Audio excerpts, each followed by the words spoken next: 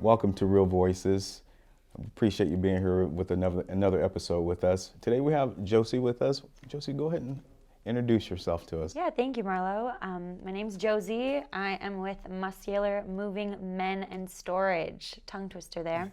I'm on the business development and marketing team, and I'm happy to be here. Thank you for having me. Thank you. Appreciate it. So what is it that you guys do over there? Yeah, so we are a full service moving company. You don't have to lift a single finger. We'll come in, pack your house up, move it, all encompassing. So the crew that comes in and picks up your things, we'll move them for you directly. We'll put it in storage for you, and that same crew will move it for you later down the road. Especially with COVID, our goal is to keep our staff safe as well as you, the customer, safe. And when I tell you that these men, and there's one girl on the team, are incredible, they're mover athletes.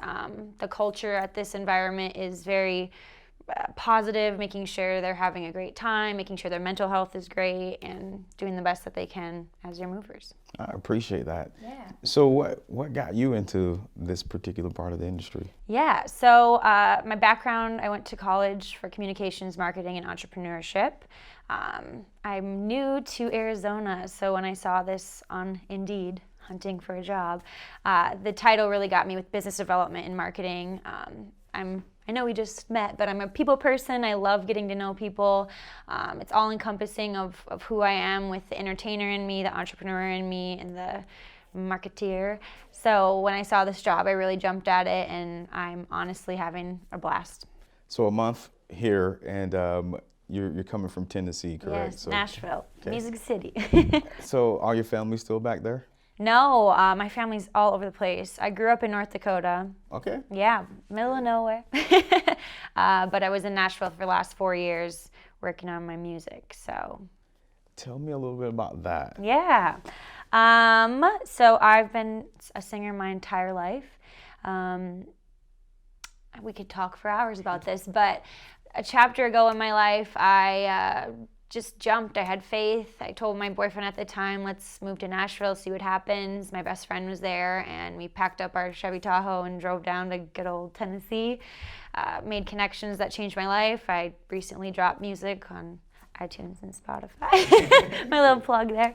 But yeah, I just went after the dream, and here I am. That's awesome. Yeah. So what type of music do you? Yeah, I sing mostly pop. I grew up singing in church. Country music was a huge factor in my life, being from North Dakota. But pop R&B, anything that gets you moving, connects with my soul, I'm into it. That is awesome. Yeah. So tell me a little bit about that. Being in North Dakota, it sounds like you have a little soul in you, as you say there. What was that like for you?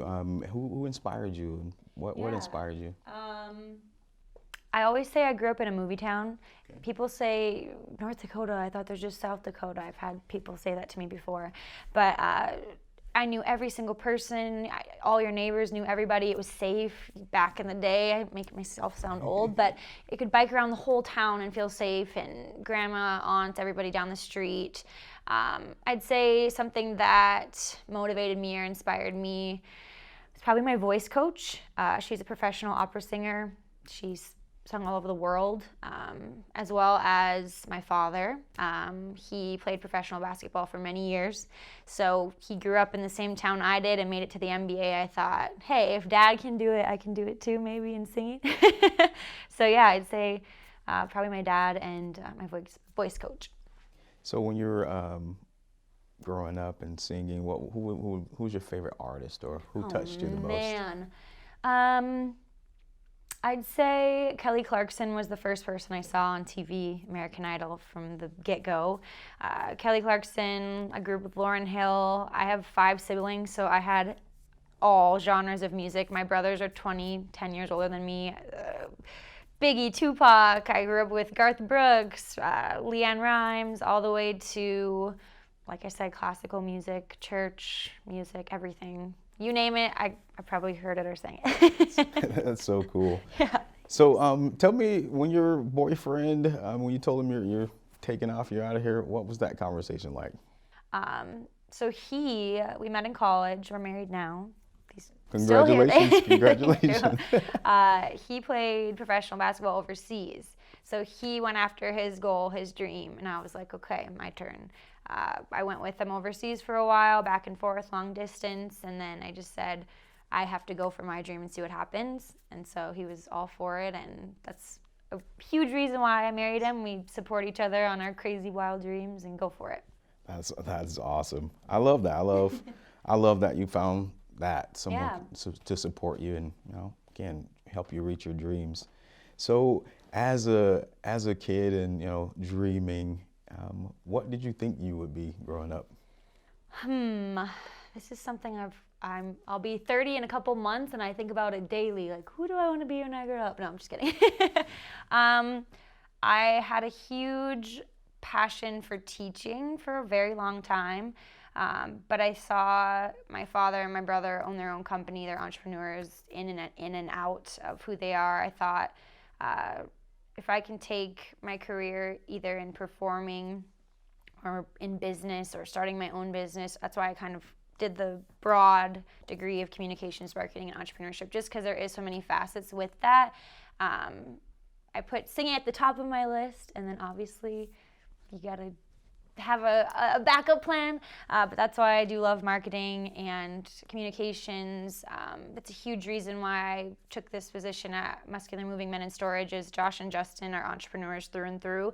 They started this business with the one truck, and they are now a multi-million-dollar company, and I respect that so much and admire that. So I think the entrepreneur in me, the entertainer in me, that's something I don't even have to think about it. That's just who I am. So tell me, as being an entrepreneur, what would have been the most unique way you've ever earned money? I took this question, I thought about it. When I was 10, there was two twins that grew up next to me, two girls. On the back side, my best friend Heather. So there was 4 of us on one block, and I thought of all the ways we could make money quick. So we started a dog walking business, and then I realized this is a lot of walking for a quarter. So we upped our prices, and then we started a house cleaning business. I was the president, I had CEO. I started that. We had uniforms, schedules. We were 10. Wow. Playing wasn't very fun. We were making money. And then we also did a flower business. So shout out to my mother. I would take her plants that she would plant on the back side of the house, dig them up, put them in little bowls, and then go sell them to my neighbors. But we were making money, and the 4 girls and I, we had every Barbie doll you could think of because we made all this money. And I think that's where the entrepreneurship started, is being creative and saying, hey, what can we do? Let's have some fun and make some money at 10. I love that. I love that. I don't even know if my mom knows I took the flowers. She will She now. will now. She will now. Probably wondering what happened. So it sounds like you're pretty adventurous anyway. Yeah. What will be, say, the craziest thing you think you've ever done? Or This far, I would say, so it's 4 years ago now, which is crazy how fast time is flying. I auditioned for The Voice. Okay. Yeah, I made it on. I was on Team Gwen Stefani. Like I said, I really have crazy wild goals, and I went for it, had some faith, and made it on. So that was season 12. Yeah. Right. I still look back at it and I'm like, I really did that. That is pretty cool. So this isn't your first time on camera? No. When we were talking about battery packs, I was having flashbacks to the onset. Oh man, that's cool. So did you get a chance to actually spend time with them at all? Yeah. It was almost a year of my life, from audition to my episodes airing to the show being over. I got to sing with Celine Dion. From You to Me, Celine Dion. I tried to not lose my vision. I tried not to black out. Gwen Stefani. I met Alicia Keys, Blake Shelton, Adam Levine. Yeah, it was wild. That is pretty cool. We look at the television and the set and all that. We see all that. Are they still good people? Do you still feel that you have? Yeah, I would say 100%. That is something on top of just how incredible it was to have that experience. The cast, the crew, the producers, the celebrities themselves were genuinely 100% in it for the good.